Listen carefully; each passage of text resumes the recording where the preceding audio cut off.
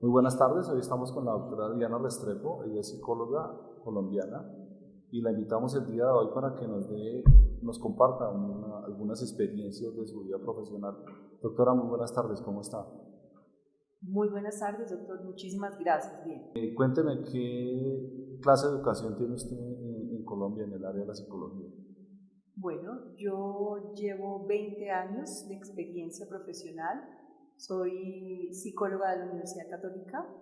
De igual forma, adelanté estudios posteriores en especialización de recursos humanos y posterior a ello, con el Colegio Mayor de Cundinamarca, me gradué en gerencia en seguridad y salud en el trabajo. ¿Podría comentarnos cómo fue esa experiencia, en dónde, en qué ciudad la hizo, cuál era el trabajo que hacía respecto a los desmovilizados? Yo me vinculé al Ministerio de Defensa hacia el año 2020. Con todo ese proceso de la paz que se ha dado en nuestro país, pues fueron varios los grupos al margen de la ley que quisieron sumarse. El desmovilizado es quien decide de forma voluntaria entregarse al ejército y empezar pues gradualmente su vinculación a la sociedad. Allí básicamente mi labor consistía en desarrollar intervenciones individuales y colectivas. Individuales en las cuales yo realizaba unas entrevistas a cada uno de las personas que se encontraban allí. Éramos un grupo interdisciplinario de profesionales, pedagogos, enfermeras, todo esto con el objetivo de brindar como una atención integral. Esta casa hogar fue establecida en el municipio de Cajicá. Se esperaba que fuera como un lugar neutral, lejos y distante de donde ellos eran originarios. Se trataba de un frente. El Ministerio de Defensa en ese momento decide hacer como una prueba piloto. Las anteriores desmovilizaciones habían llevado a las personas a otros lugares con estas mismas características, pero allí estaba un mismo frente. ¿Cuántas personas había?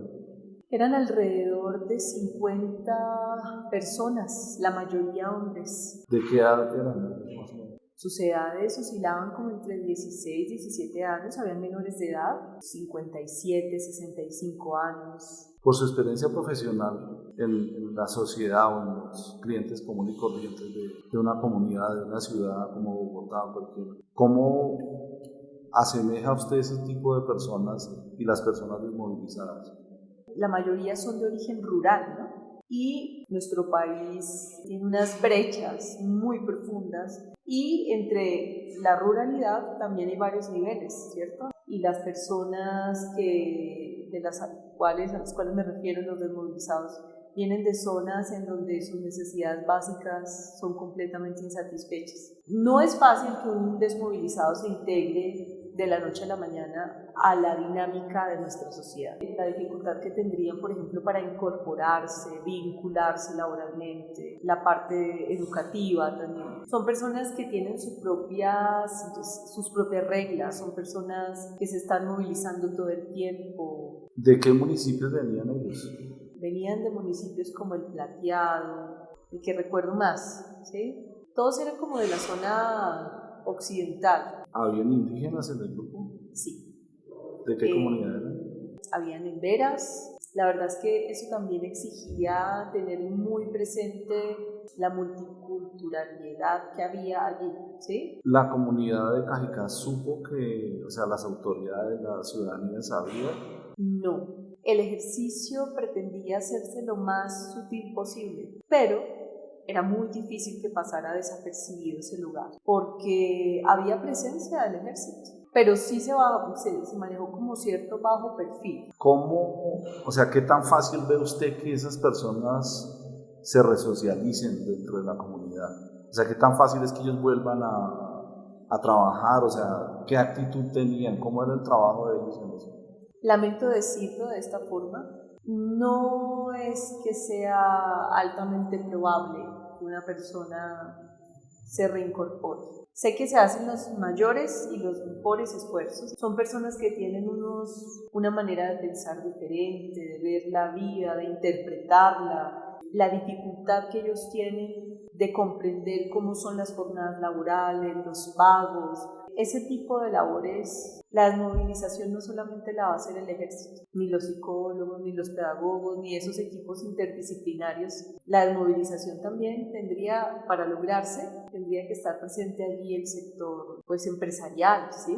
El sector salud. Prácticamente era todo un ejercicio reeducativo. Sin embargo, ellos tienen un músculo financiero afuera respaldado por el narcotráfico importante y eso hace que el ser guerrillero sea lucrativo. ¿Ellos recibían algún tipo de ingreso del Estado? Sí había una ayuda económica, pero mientras estaban allí en esta casa hogar, se les suministraba absolutamente todo. Alimentación, elementos de aseo. ¿Pero les daban dinero para salir a comprar algo? O sea, querían ir a, no sé, ropa, comida, algo, porque sí tenían recursos para eso. Sí. ¿Tenían ellos oportunidad de alguna manera de trabajar o algo así? Dentro de la casa hogar, no.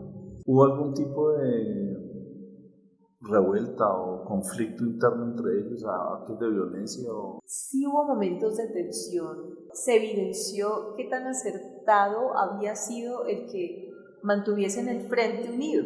El Frente además tenía a su comandante allí presente y en ocasiones chocaba un poco lo que dijese el supervisor del hogar y lo que de repente entre líneas dejara ver el comandante del frente.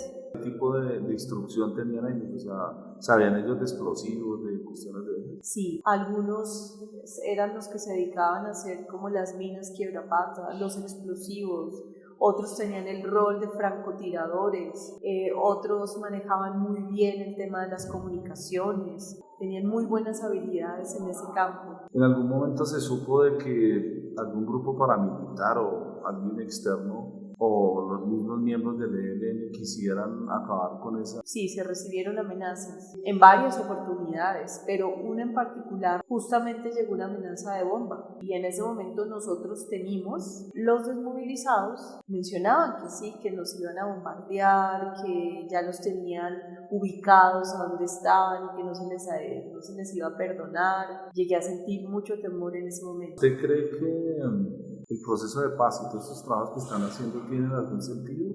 Bueno, definitivamente todos los procesos de paz tienen sentido. Tiene sentido, la paz tiene sentido. Definitivamente no se logra entre tanto no haya un respaldo, como le mencionaba yo, de otros sectores, ¿sí? Insisto, por ejemplo, los territorios a los cuales ellos pertenecen son territorios con una pobreza muy grande, abandonados por el Estado. Y es en esos espacios y en esos vacíos en donde estos grupos han ganado importancia. ¿El Estado le da alguna protección o algo? ¿Ninguna? Varias ocasiones, en varias oportunidades llegué a preguntarme qué tan expuesta y qué tan en riesgo estaba. Tenía mucha información. ¿Cuándo dejó usted de trabajar con ellos? ¿Y por qué causa? Alrededor del 20 de diciembre del 2020.